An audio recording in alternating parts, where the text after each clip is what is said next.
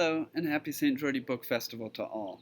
I'm Eric Becker, editor of the international literary journal Words Without Borders, and translator from the Portuguese. I want to thank Marianne Newman for the kind invitation to celebrate books, booksellers, readers, writers, and translators. And at her kind invitation, I'm going to read from my translation of Djaimilia Pereira de Almeida's That Hare, which came out at the end of March from the great folks at Tin House Books. I'll skip around the opening chapter of That Hare, which is something of a novel-essay hybrid told from the perspective of Mila, the Luanda-born daughter of a black Angolan mother and a white Portuguese father.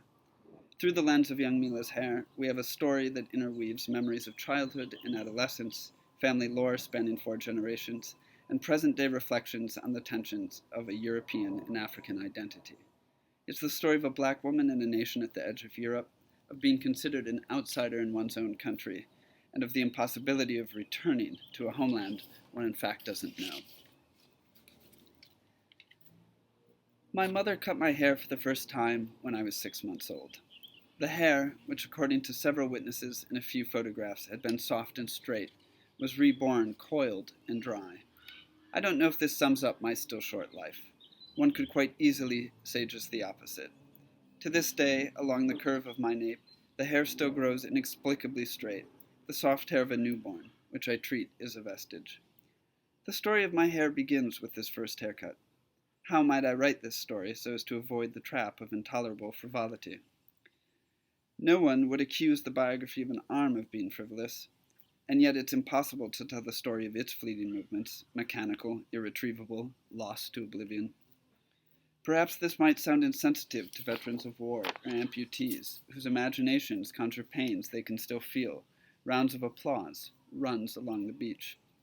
It wouldn't do me much good, I imagine, to fantasize over the reconquest of my head by the soft-stranded survivors near the curve of my neck.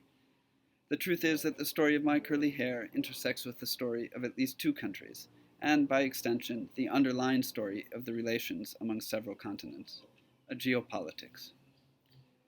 Perhaps the place to begin this biography of my hair is many decades ago, in Luanda, with a girl named Constanza, a coy blonde, the unspoken youthful passion of my black grandfather, Castro Pinto, long before he became head nurse at Luanda's Hospital Maria Pia.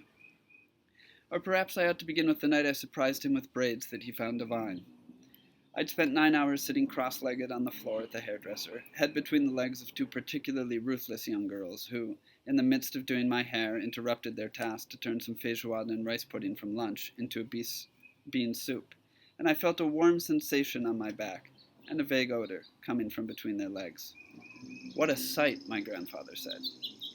Indeed, perhaps the story of my hair has its origin in this girl Constanza, who I'm not related to in any way, but whose presence my grandfather seemed to seek in my relaxed hair, and in the girls on the bus that, after he was already an old man living on the outskirts of Lisbon, would take him each morning to his job, where, back hunched, he swept the floors until the day he died. How to tell this story with sobriety and the desired discretion? I inherited from my grandpa Castro a collection of imitation Parker pens he had stored inside a suitcase for the previous decade. He had come to Portugal in 1984 with the aim of seeking treatment at a hospital in Lisbon for one of his sons, who had been born with one leg shorter than the other. The leg required medical treatment unavailable in Angola at that time. He came to Portugal not as an immigrant in search of work, but as a father, staying longer than expected and then remaining to the tune of operations and physical therapy until the end of his life. In Lisbon, he and his son found lodging in boarding houses near the hospital, as a great number of Portuguese Africa's ill did at the time, and still do, whether for the duration of their medical treatments or indefinitely. At the entrance to the Pensão Covilhã, kitty corner from the Casa de Amigos in Pereira de Almeida, the ill take in the Lisbon air. One of them has a bandage over one eye, another a gangrenous thigh, an arm protected by a tattooed cast that's begun to crumble, a chopstick repurposed to itch beneath the layers of plaster and cotton. They are the remnants of empire, accidental Camões at the tender age of 9, spared from becoming childhood mortality statistics so that they might enjoy what to them seems like a vacation in the city. Even with a bit of luck, they are destined, each and every one, to discover in Portugal nothing more than the world from which they've come. Visiting the Covidia is like sticking one's nose into an old suitcase.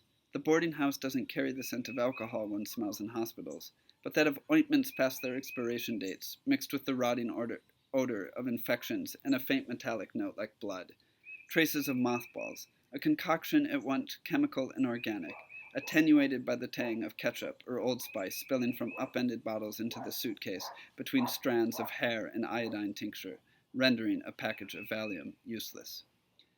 My grandfather, dozing off to this odor with a perfect forbearance, asks my uncle if the room doesn't smell of woman. "It's just your imagination. Go to sleep, papa," his boy responds. In the tavern next door, the sick make conversation with old men in whom, despite some initial repugnance, they inspire a measure of compassion. The sick take the day's sports section from one of the tables back to their rooms at the Covidia and celebrate each Belenenses goal scored the Sunday prior. The sight of the ill provokes strong reactions in the old men, sometimes ruining their appetites before they've even left home, and inducing vomiting, transporting them back to the war into their youth. But they stifle such anguish and downplay it to their wives, telling them that a deviled egg didn't sit quite right, or that Tio Zecca must be serving bad wine, the sneaky bastard. These same men frequently offer a deviled egg to their young friends, something the younger group has never seen, or introduce them to the ketchup they then proceed to get all over their noses as they eat. "Go on, Squirt, make a wish," they goad the kids, explaining that's how it's done when you try something for the very first time, an explanation that doesn't quite compute. And that's how, between stepping on dog shit and open-toed sandals, which they sport in spite of the autumn weather, and making love to placards advertising Ola brand ice cream, reason in itself to live, the sick young men spend their days trying out new flavors, and the old men redeem themselves for the queasy sensation they experience at the sight of the young men, a queasiness they dismiss with a wave. Okay. Then the little squirts close their eyes and ask for another. It's in this exchange that the old men reveal themselves to be good souls, though they have only themselves in mind throughout this entire marathon, patiently awaiting the kids' reactions in order that they might feel something for the young people before their eyes. Lisbon's teeming Covidia is not some charming countryside inn, but a roadside leper colony, simultaneously at the very center of the city and at the margins, because it only takes one wrong turn for you to find yourself in the middle of nowhere. From their bedrooms, the sick can see between the window bars to the back of the hospital. They watch as the trash is collected and entertain the hope of a larger room, envisioned just beyond the gray walls of a building that more closely resembles a factory than a healthcare facility. Often, the sick spend years at the Covidia. They manage only a glimpse of the city, and of the country nothing beyond the concept of Schönföhne, which Donna Olga, the owner of the boarding house, translates for them on good days, when she isn't busy calling everything a pigsty as soon as she's had a glance at the mountains of suitcases, dirty clothes, and empty bottles that characterize the rooms of the sick, rooms she never enters, and from which can be heard the sound of a cassette tape playing the lambada. The sense of Portugal one gathers from the lobby of the Pensão Covidia is that of a country's typical dishes, the basis of our ignorance about any country. A banquet of rudimentary explanations about the taste of pork rinds, the taste of snow peas, the taste of pig's blood stew. The garden must be ripe for picking this time of year, think Donna Olga and the Legion of the Sick. My grandfather stashed the pens he would later bequeath to me in one of his suitcases over a period of 10 years, rusty utensils wound together with a piece of string. He had come prepared to assume obligations, provide signatures, sign contracts, when what really awaited him was years of sharing a bathroom, years his aftershave went unused. A decade later, he would leave the Covidia for São a shantytown on the outskirts of Lisbon, sending for his wife and other children in Angola, storing the very same half-unpacked suitcases beneath a new bed in a new house filled with the same whiff of old suitcase. Thank you very much for listening, and here's wishing everyone a terrific festival. Hopefully we'll all see one another and be together again very soon. Ciao.